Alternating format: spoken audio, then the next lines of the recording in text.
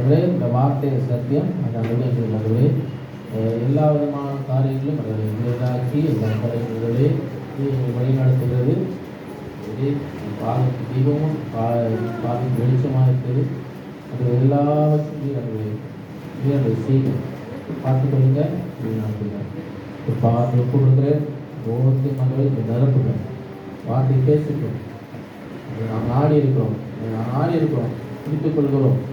இதை கிரியை செய்கிறார்கள். இயேசு ஆமே ஆமே ஆமே. 3ஆம் அதிகாரம் 20ஆம் வசனத்தை வாசிக்கும்.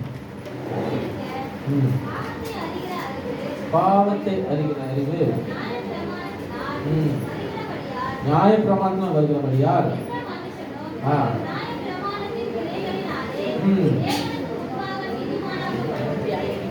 அல்லேலூயா. பாவத்தை அறிகிற அறிவு நியாய பிரமாணத்தினால் வருகிறபடியால் எந்த மனுஷனும் நியாய பிரமாணத்தின் கிரியையினாலே தேவனுக்கு முன்பாக நீதிமானாக்கப்படுகிறதில்லை. நியாய பிரமாணத்தின் வழியாக யார் என்ன பண்ணல நீதிமானாக்கப்படுகிறதில்லை.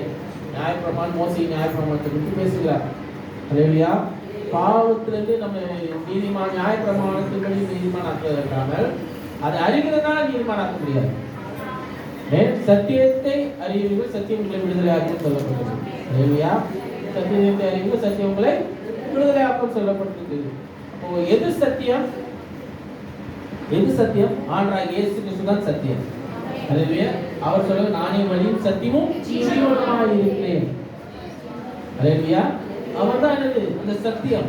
அப்ப அவரை அறிகிற அறிவுல இருக்கிறவங்க தான் என்ன பண்ண ரட்சிக்கப்படுகிறான். அவன் தான் நீதிமானாய் மாற்றப்படுகிறான். அல்லேலூயா. அவரை அறிகிற அறிவிலே விருத்தி அடைய வேண்டும். அப்பொழுது நம்ம யாரு நீதிமான்களாய் மாற்றப்படுவோம். வாழ்க்கையில மாற்ற வேண்டும் என்று சொன்னால், நீதி வழியில நடக்க வேண்டும் என்று சொன்னால் அவரை அறிய வேண்டும். யாரை அறிய வேண்டும்? அந்த சத்தியமாகிய இயேசு கிறிஸ்துவை என்ன பண்ணும்? அறிய வேண்டும். அவர்தான் வார்த்தை, அவர்தான் சத்தியம். வார்த்தையை அறிஞ்சா சத்தியத்தை அறிய முடியும். அல்லேலூயா. யார் எது வார்த்தை?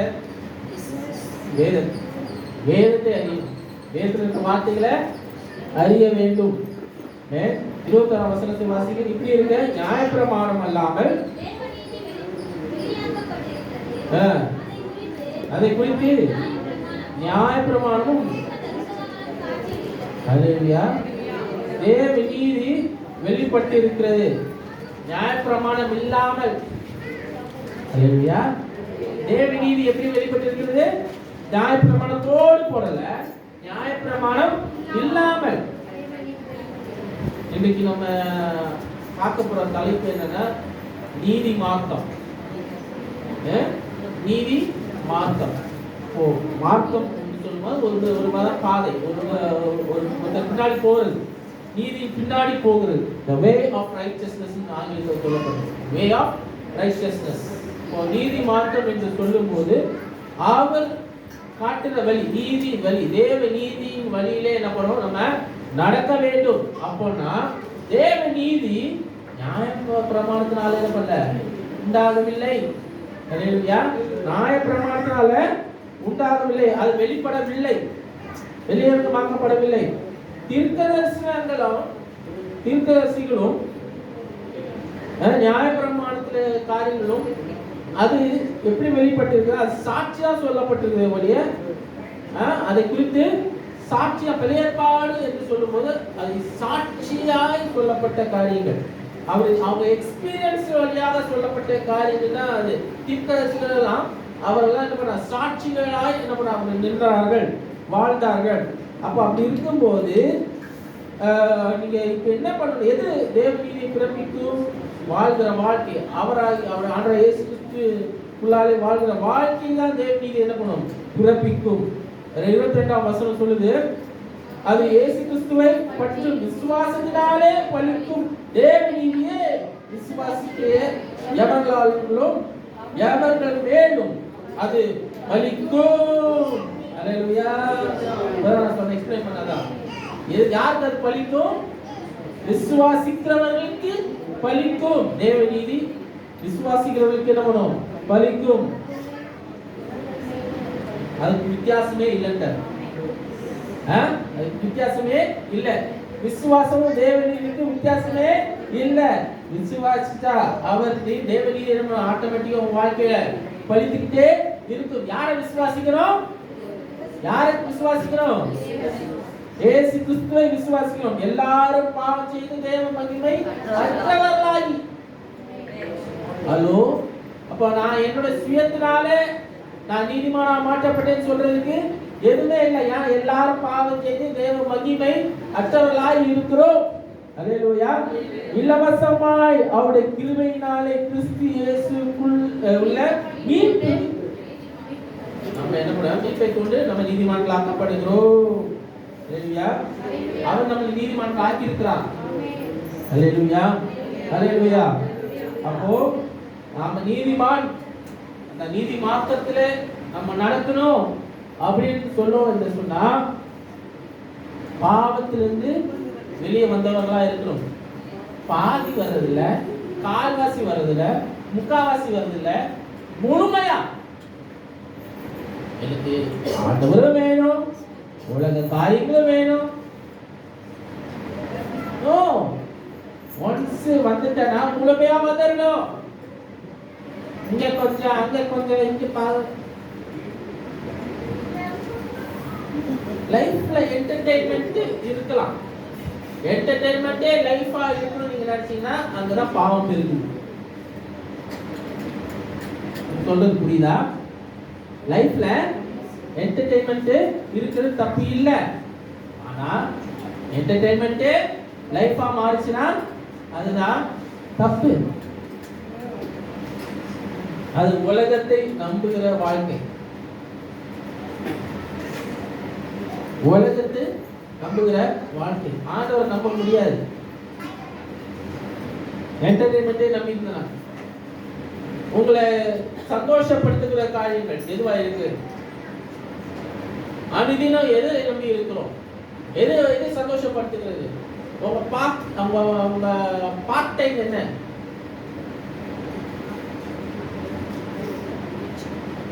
டைம் பாஸ்க்கு என்ன பண்றீங்க?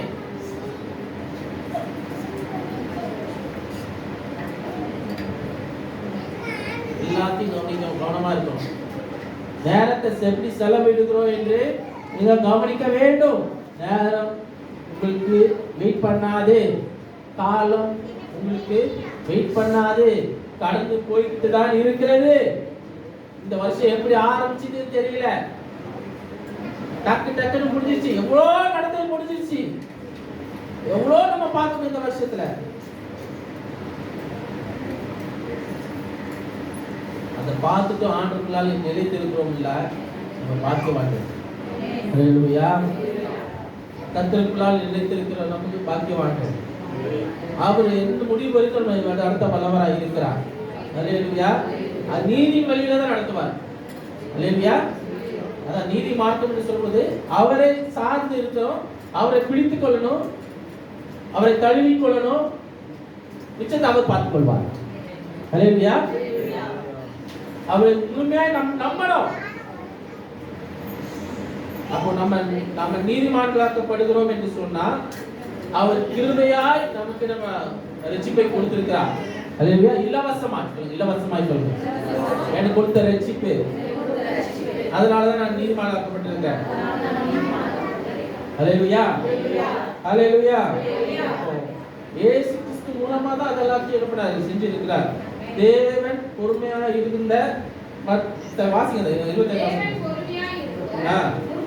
முற்காலத்தில் நடந்த பாவங்களை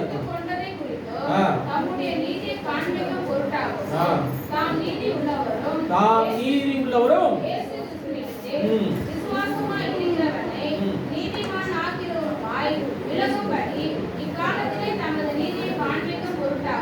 பொருட்டாகவும்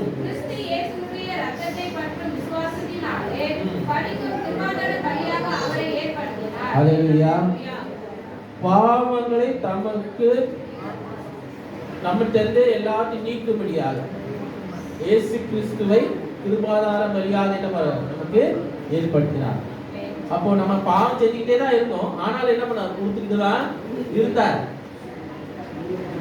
இப்பவும் பாவம் செஞ்சுட்டு தான் இருக்கிறோம், பொறுத்துட்டு தான் இருக்காரு. காரணம் என்னன்னா இயேசு கிறிஸ்துவின் ரத்தத்தால் அவர் கிருபாதார பலியாய் தன்னை ஒப்பு கொடுத்ததுனால மாத்திரம்தான் அவர் என்ன பண்ணிருக்கிறாரு, பொறுத்துக்கிட்டு இருக்கிறாரு.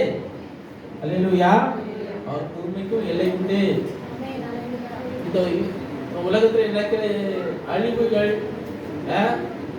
எல்லா விதமான நோய்கள், அதெல்லாம் யார் பண்ணதுக்கு விளைவு? நம்ம பண்ணதுக்கு கூட விளைவு தான்.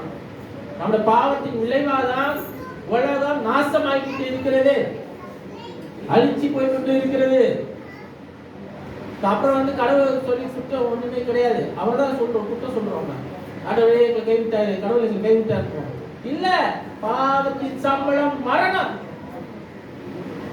தேவனுடைய கிருபை வரமும் நம்ம கர்த்தராகிய இயேசு கிறிஸ்துவால் உண்டான நித்திய ஜீவன் கிருபை வரம். அந்த கிருபை வரத்தை நாம் புடிச்சு மாற்றினோம் என்று சொன்னால் அழிவுக்கு தப்ப முடியும், நரகத்துக்கு தப்ப முடியும்.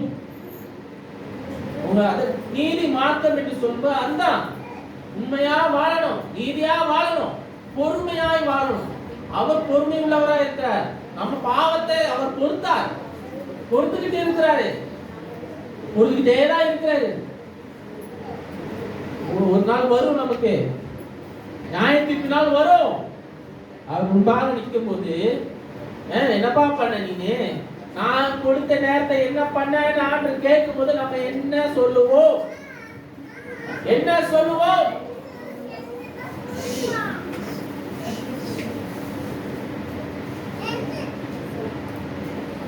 இப்படி இருக்க மேன்மை பாராட்டலிங்க, அது நீக்கப்பட்டதே. மேன்மை பாராட்டுறதுக்கு ஒண்ணே கிடையாது. அல்லேலூயா. எந்த பிரமாணத்தினாலே?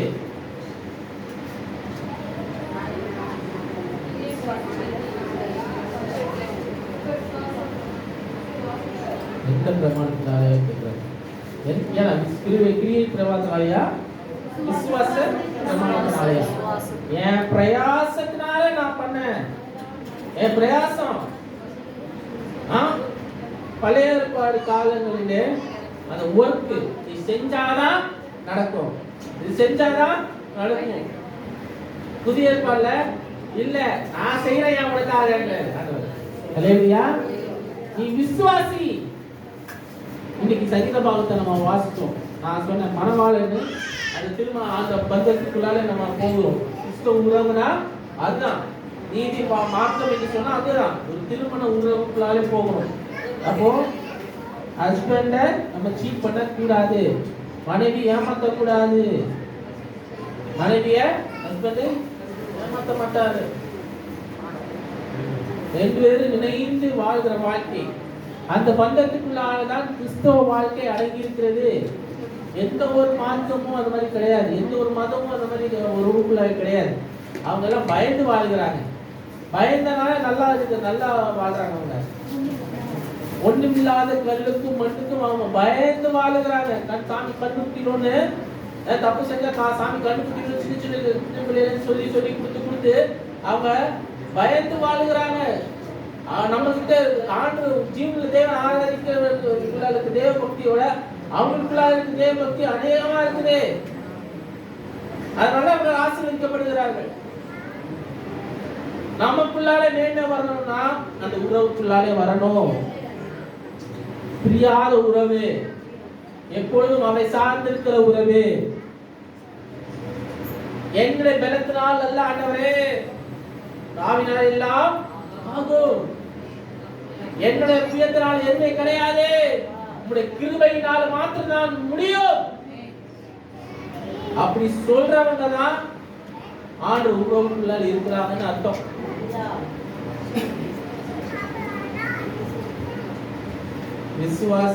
விசுவாச பிரமாணம், விசுவாசிக்கணும். அவர் விசுவாசிக்கிற வாழ்க்கை வாழணும். 30வது வசனம் வரைக்கும் வாசிக்க தொடங்கு. மனுஷன் நியாய பிரமாணத்தின் கிரியைகளெல்லாம் விசுவாசத்தினாலே நீதிமானாக்கப்படுகிறார் என்று தீர்க்கிறோம். தேவன் யூதருக்கு மாத்திரம் தேவன் அல்ல, யூதருக்கு மாத்திரமா தேவன்? அந்த கேள்வி என்ன கேள்வி கேட்கிறாரு? யூதருக்கு மாத்திரமா தேவன்? புறஜாதிகளுக்கும் தேவன் அல்லவா? அல்லேலூயா. புறஜாதிகளுக்கும் அவர் தேவன் தான், நமக்கு அவர் தேவன். அல்லேலூயா. விருத்த சேதனம் உள்ளவர்கள் விசுவாசினாலும் விசுவாசத்தின் மூலமாகவும் நீதிமான்களாக்குகிற தேவன் ஒருவரே. அல்லேலூயா. விருத்த சேதனம் உள்ளவர் விசுவாசிக்கிறான். எது விசுவாசிக்கிறான்? விருத்த சேதனத்தை நம்பி விசுவாசிக்கிறான். நான் வேறுபட்டவன், நான் ஆண்டாலும் வேறுபட்டவன் என்று அதை அடையாளப்படுத்தும். அந்த விருத்த சேதனம் உங்களை என்ன பண்ணும்? திரும்பி திரும்பி அடையாளப்படுத்தி காட்டும். நான் பண்ணி இருக்கிறேன், நான் ஆண்டால மற்றவங்களோட நான் வேறு பிரிக்கப்பட்டவன் இருக்கிறேன். அந்த அடையாளம் என்ன பண்ணும்? காட்டும். அந்த அடையாளத்தை நம்பி இருக்கிறோம், அதை விசுவாசிக்கிறோம். அதை நம்பி ஆண்டவர் விசுவாசிக்கிறாங்க, பிதாவை விசுவாசிக்கிறாங்க. ஆனா நம்ம அப்படி இல்லை. நம்ம ஆண்டவர் இயேசு கிறிஸ்துவின் காயங்களை அடையாளமாக வைத்திருக்கிறோம். அதை விசுவாசிக்கிறோம். அவர் பட்ட பாடுகளை விசுவாசிக்கிறோம். அந்த விசுவாசத்தின் மூலமா தான் நம்ம நீதிமான்களாக்கப்பட்டு இருக்கிறோம். நமக்குள்ளால நம்ம அடையாளம் போட்டுக்கணும்னு அவசியம் இல்லை. அவர் நமக்கு அவர் தான் நமக்கு அடையாளமாய் மாறிட்டாரு. அல்லேலூயா. ஆண்டவர் இயேசு கிறிஸ்து தான் நமக்கு அடையாளமாக மாறிட்டாரு. அவரை நம்ம விசுவாசித்தோம் என்று சொன்னால் நீதிமான்களாக்கப்படுவோம். அல்லேலூயா. அல்லேலூயா. அவரை விசுவாசிக்கிற மூலமாய் நம் நீதிமான்களாக்கப்படுகிறோம். டைரக்ட் கான்டாக்ட் வந்து நம்ம விருத்த சேதனம் பண்ண அவசியம் இல்லை. நம்ம சரீரத்துல இந்த குற்றம் அந்த குற்றம்னு அவசியமே இல்லை. அடையாளப்படுத்திக்கல, நான் ஆண்டோட பிள்ளைன்னு அடையாளப்படுத்திக்கிறது இல்லை. அவரை நம்புறேன், நான் ஆண்டோட பிள்ளைய மாறுறேன். அல்லேலூயா. நான் நீதிமானாக்கப்பட்டுறேன். அல்லேலூயா. அல்லேலூயா. 25ஆம் அதிகாரத்துல 10ஆம் வசனம் பரோபர் 5:10. தேவன் சத்துருக்களா இருக்கையில்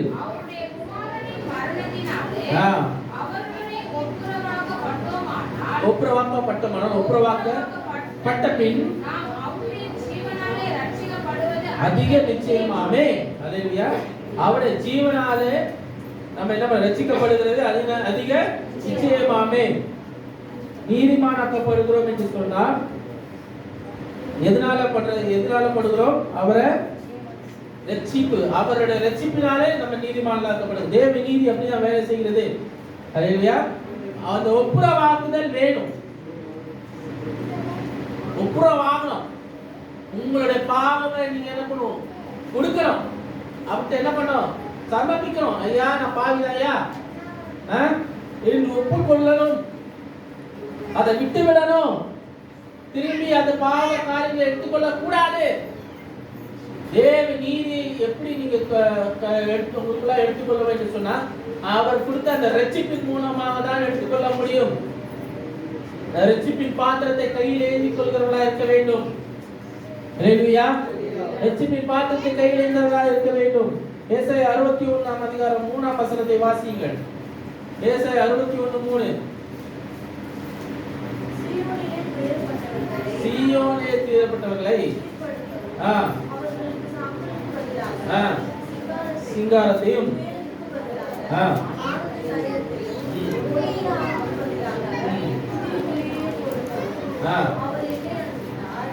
என்ன அனுப்பினார்?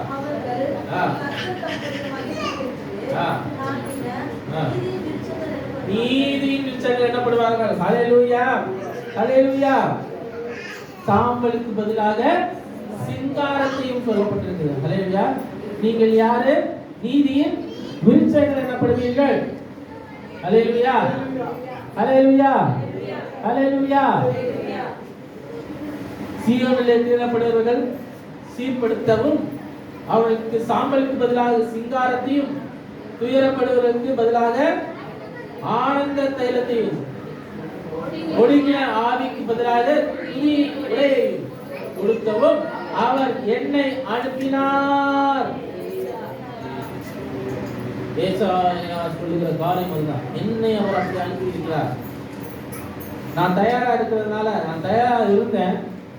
என்னை அனுப்பும் சொன்னேன். அதுக்காக தான் என்னை அனுப்பி இருக்கிறார்.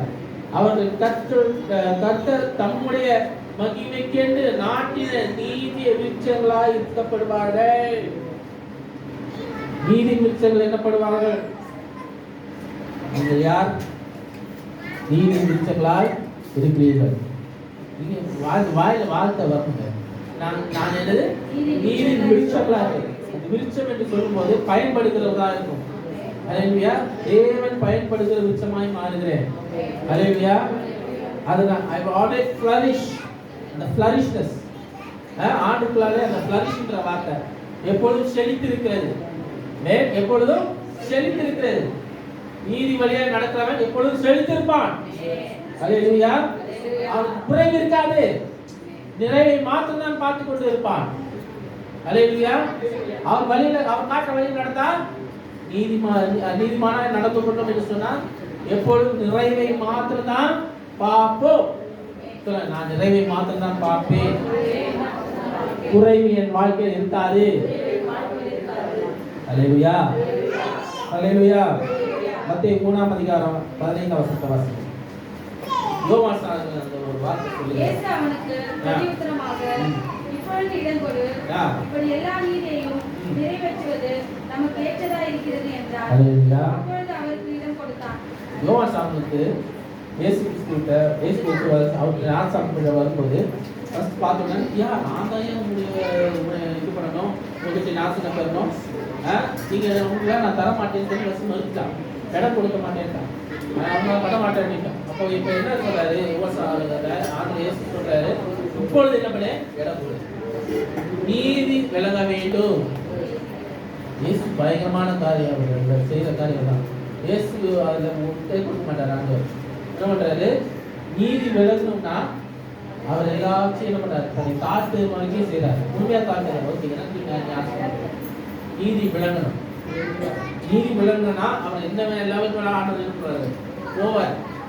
நம் தேவன் நமக்காக எவ்வளவு தூரம் இறங்கணுமோ இறங்குவாரு. வாழ்க்கையை மாற்றணும் எவ்வளவு தூரம் இறங்கணும் இறங்குவாரு. அந்த காரியங்களில் கூட இறங்கி நம்ம ஆச்சரியமான ஒலிக்கு கொண்டு போக அவர் வல்லவரா இருக்கிறாரு. அல்லேலூயா. ஆனா நீங்க அவரை நம்பணும், அவருக்கு இடம் கொடுக்கணும்.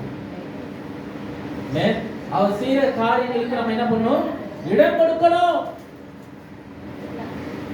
அவர் என்ன பண்ணணும்னு அதுக்கு அலோவ் பண்ணுது.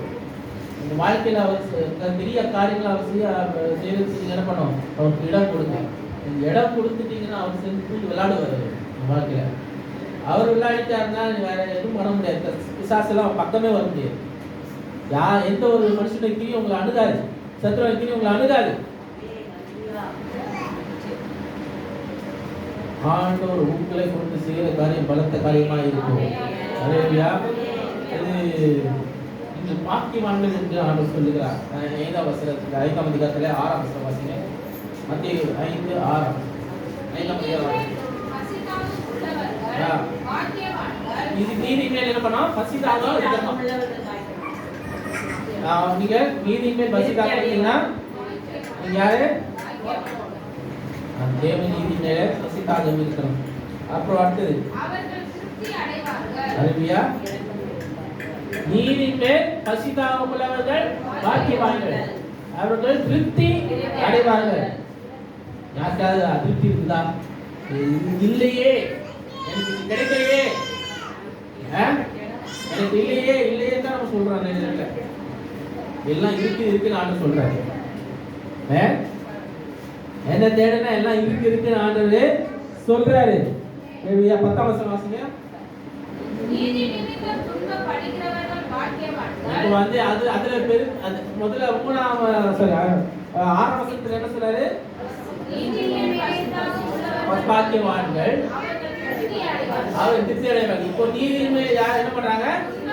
நீதி நிமித்தமா துன்பப்படுகிறவர்கள் பாக்கியவான்கள். அது பசிதாக இருக்கிறோம். இங்க என்ன பண்ணோம்? துன்பப்படணும். அது நீதி நிமித்தம் துன்பப்பட்டீங்கன்னா அவங்க யாரு? பாக்கியவான்கள். பரலோக ராஜ்யம் அவர்களுடையது. அல்லேலூயா. பரலோக ராஜ்யம் யாருமா? தேவ நீதி நிமித்தமாக நீங்க துன்பப்பட்டீர்கள், நீங்க யாரு? பாக்கியவான்கள். அல்லேலூயா. பரலோக ராஜ்யம் யாருடையது? என்னுடையது. அது வார்த்தை அவர்களுடைய தான். பாருங்க, எனக்கு இல்லப்பா. பரலோக ராஜ்யம் எனக்கு இல்ல, அப்படியே பண்ற மாதிரி இல்ல. பரலோக ராஜ்யம் என்னது? என்னுடையது, எனக்குரியது. நான் ஒரு நிமித்தமாக எவ்வளவு துன்பம் வேணா நான் சமைக்க தயாரா இருக்கேன், ஏற்றுக்கொள்ள தயாரா இருக்கேன். 20ஆம் வசனம் வாசிக்கலாம். 20ஆம் வசனம். நீதியிலும் உங்கள் நீதி அதிகமாக இராவிட்டால்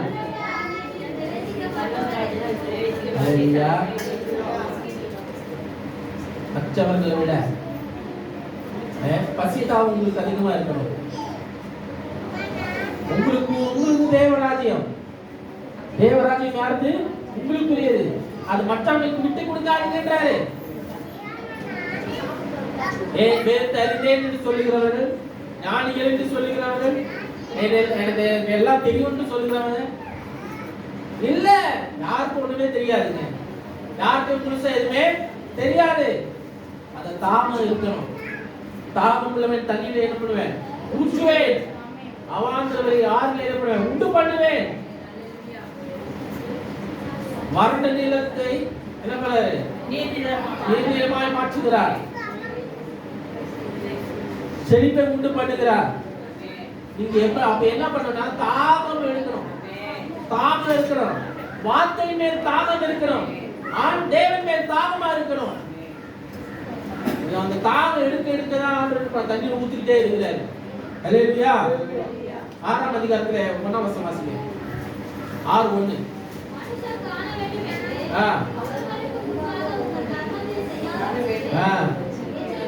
எச்சரிக்கையா இருங்க, அதனால உங்களுக்கு பலன் இல்ல, அதனால பலன் இல்ல. மனுஷன் பார்க்க மாட்டான். நீதிமானா நடத்துக்கணும்னா நம்ம அந்த தியான தர்மம் செய்வாங்க, எதுவுமே இல்லப்பா அப்படின்னு சொல்ற அளவுக்கு வெளியே தெரிகிற மாதிரி தான தர்மம் பண்ணுவாங்க நிறைய பேர்.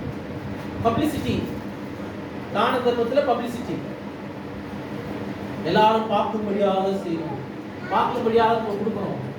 இல்ல, அதனால உங்களுக்கு பலனே இல்ல. எல்லா ஆண்டவர் பார்க்கும்படியாக செய்வீங்களா? ஆண்டவருக்கு முன்பாக நீங்க நீதிமான நடக்கிறீங்களா?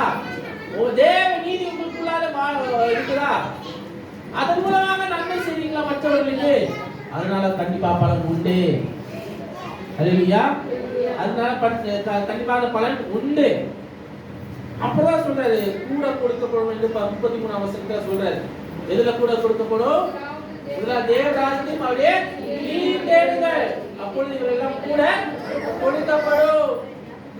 தேவ நீதி உள்ளால நீங்க இன்னும் அதிகமா நீங்க செழிக்க வேண்டும் என்று சொன்னால் அவரை தேடணும், அவரை சார்ந்து இருக்கணும். 32ஆம் வசனத்தை வாசிக்கலாம். இவைகள் எல்லாம் அஞ்ஞானிகள் அவங்க நாடி தேடுகிறாங்க.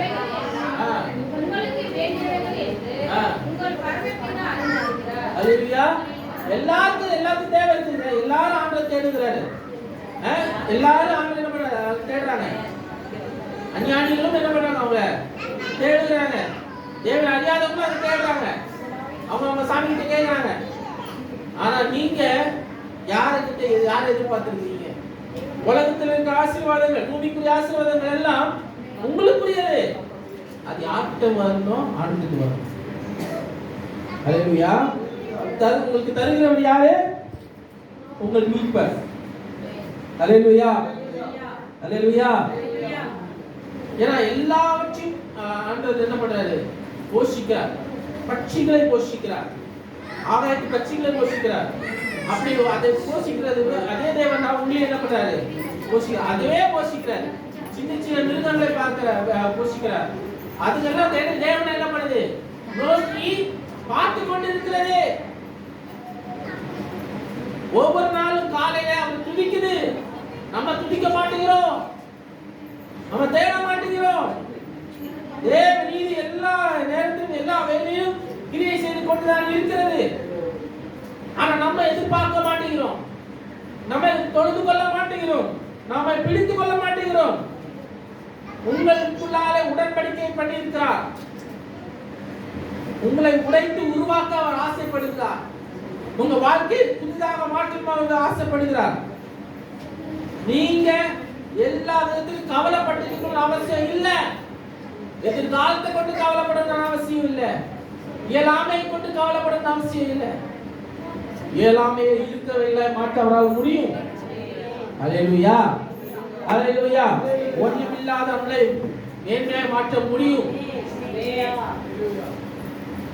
அது ஃபர்ஸ்ட் என்ன பண்றது? உடைத்தார் என்ன பண்றாரு?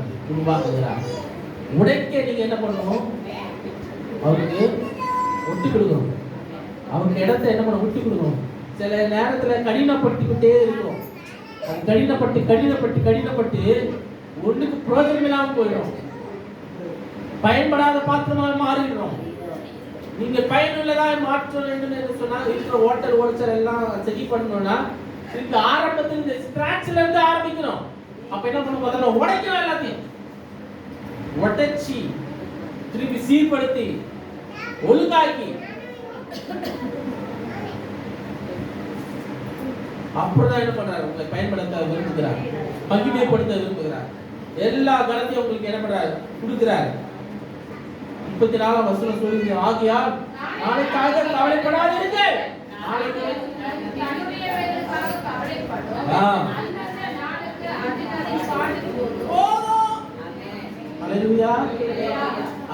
பாடுகள் போதும். நாளை தினத்தை குறித்து கவலைப்படாதீங்க. அவர் பார்த்துக் கொள்கிறார். அல்லேலூயா. என் தேவன் பார்த்துக் கொள்கிறார். அவர் எல்லாவற்றையும் அறிந்தவர், சர்வத்தையும் ஆளுகிறவர். அவருக்கு தெரியாதது எதுவுமே கிடையாது. அவருக்கு மறைவாக ஒன்றுமே இல்லை. அல்லேலூயா, அல்லேலூயா. 21ஆம் அதிகாரத்துல 32ஆம் வசனத்தை வாசிப்போம். மத்தேயு 21ஆம் அதிகாரம் நீதி மார்க்கம் எப்படிப்பட்டதை பார்ப்போம். 21ஆம் அதிகாரம் 32ஆம் வசனம்.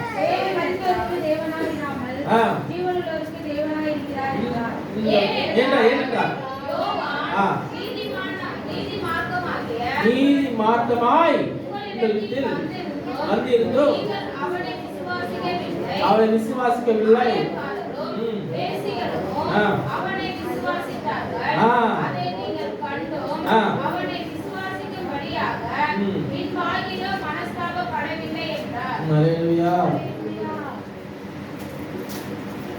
யோவான் ஸ்நானகன் வந்து நிறைய காரியங்கள்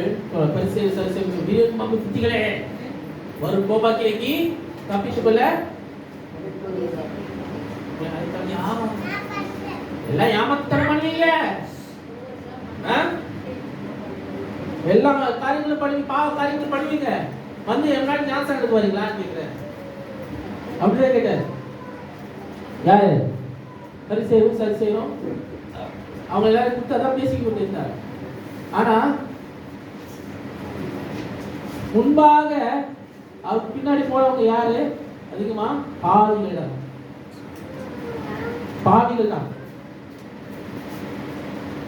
உள்ள பாவம் தெரிஞ்சு வெளியில பருத்தமா காட்டுறவங்க தான் என்ன தீபாவளி குட்டிக்கிறாரு.